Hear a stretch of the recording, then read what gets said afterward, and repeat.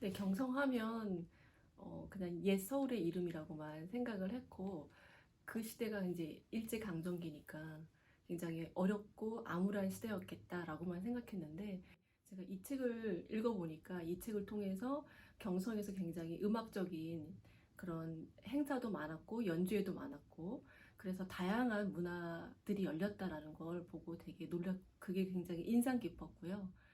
그러면서 그 음악회를 했던 많은 또 음악가들이 그 힘든 상황에서도 조국의 강복을 염원하고 또 계속 우리의 문화가 음악적인 그런 것들이 계속 이어져 나가기를 바라면서 활동하지 않았을까. 그걸 생각하면서 그 느낌을 좀 곡에 담고자 했습니다.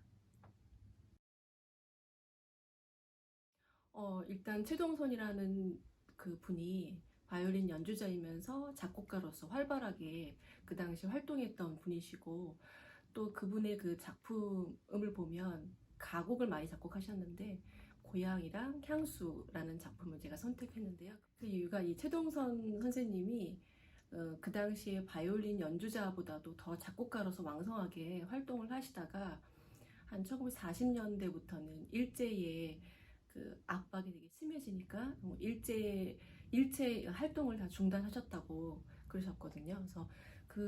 그래서 그분의 작품을 선택을 해서 작품을 하면 어떨까라고 이렇게 생각을 했습니다. 최동선 그분이 이제 1938년에 독주회를 하셨는데 그 곡 중에 스메타나의 고향으로부터라는 곡을 선정하셨더라고요. 근데 제가 그 책을 보니까 책에서 그렇게 소개가 됐어요. 이 최동선의 고향이라는 곡을 작곡했을 때 그걸 여동생이 이제 동경에서 연주회를 열었을 때 조선 유학생들이 굉장히 신금을 울렸다. 그래서 그런 면에서 선곡을 한 거 아닌가라고 이렇게 본다고 책에 적어져 있더라고요. 네. 그래서 어떻게 보면은 스메타나의 고향으로부터 그 다음에 최동선의 고향이 같은 맥락에서 조국을 생각하는 그런 감정을 담은 곡이 아닌가 해서 그 작품을 먼저 생각을 했고요. 식민지 아래에서 고향이라고 하는 의미는 사실 조국이잖아요. 빼앗긴 조국. 그래서 그 빼앗긴 조국을 더 그리워한다. 그래서 더 불안하고 고통스럽고 또 그 조국에 대한 향수 이런 게 연결이 되니까 그래서 이제 가곡 향수를 선택을 하게 됐습니다. 이렇게 연결되지 않을까 해서 고향과 향수. 특히 고향은 굉장히 워낙 유명한 가곡이고 또 이제 시인이 월북 작가여서 또 여러 가사를 갖게 되잖아요. 그래서 곡은 한 곡인데 여러 곡을 갖게 되는 어떻게 보면은 그 당시에 어려웠던 그런 여러 가지 상황들이 들어있는 걸 또 보여주기도 하고 그래서 이제 고향이랑 향수랑 이렇게 선택을 하게 됐습니다. 고향과 향수의 선율을 가지고 와서 그걸 바탕으로 곡을 구성을 했어요. 그래서 전체적으로 다 가까우진 않고 네, 중요한 부분, 네, 잘 알려져 있는 부분에 선율을 가져와서 음을 약간 조금 변형하기도 하고 아니면 그대로 보여지기도 하고 또 다른 모티브하고 결합되기도 하고 또 현대적인 주법이랑 결합하기도 하고 그렇게 곡을 구상을 했습니다. 그래서 고향은 전체적으로 나타나기도 하고 부분적으로 나타나기도 하고 향수는 곡의 후반부에 향수의 선율에서 나오는 주요 음들만 따가지고 그 음들과 다른 음들하고 결합해서 새로운 선율을 만들어서 전개시키고 이렇게 구성을 했습니다. 곡의 시작이 이제 고향의 선율로 시작하거든요. 그래서 피아노에서 높은 음역에서 멀리서 들려오는 고향의 선율 뭐 이렇게 생각해서 제가 먼저 이렇게 선율을 제시를 했고요.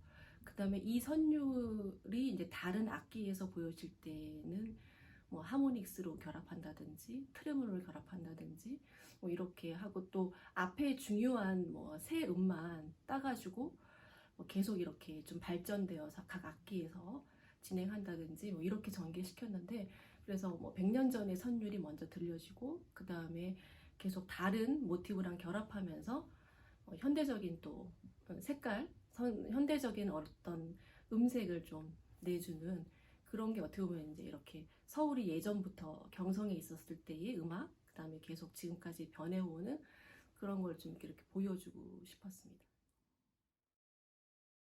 요즘 근래 들어서 곡을 쓸 때 조금 더 집중적으로 생각하는 게 음에 대한 통제를 많이 생각하거든요. 그래서 막 미분음이라든지 이런 것도 제가 이제 활용은 하긴 하지만 전체적으로 음을 어떻게 통일할 것인가, 음향을 어떻게 좀 이렇게 잘 유기적으로 이끌어 갈 수 있을까, 통일성을 갖고 진행을 할 수 있을까, 이런 걸 생각하다 보니까 자꾸 음을 막 이렇게 하나 두 개 이렇게 골라서 쓰는 게 아니라 어떤 자꾸 시스템을 만들려고 하는 것 같아요. 그래서 뭐 음을 6개, 7개를 잡아서 그거를 가지고 뭐 조음김을 한다든지 아니면 거기 플러스 몇 개를 더 추가한다든지 뭐 이런 식으로 좀 더 소리에 있어서 통일성을 가지려고 좀 많이 노력을 하는 것 같고요.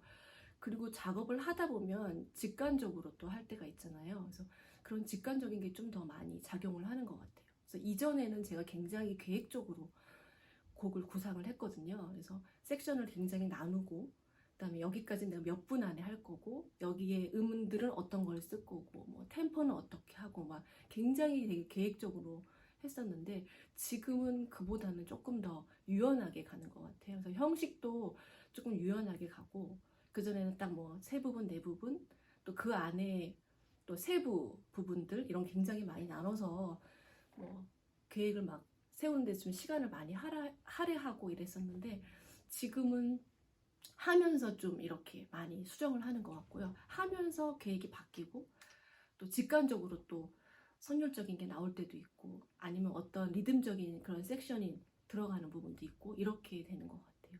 점점 더 아주 계획적이었다면 지금은 이제 계획 플러스 직관적 이렇게 많이 가고요. 또 피아노 앞에서 작업도 많이 하는 것 같아요. 그전에는 피아노로 잘 많이 안 해보고 일단 다 한 다음에 이제 피아노 체크하고 이랬었는데 지금은 자꾸 하면서 피아노로 체크해보고 내가 생각했던 음향하고 맞는지 이렇게 좀 많이 작업을 하는 것 같아요.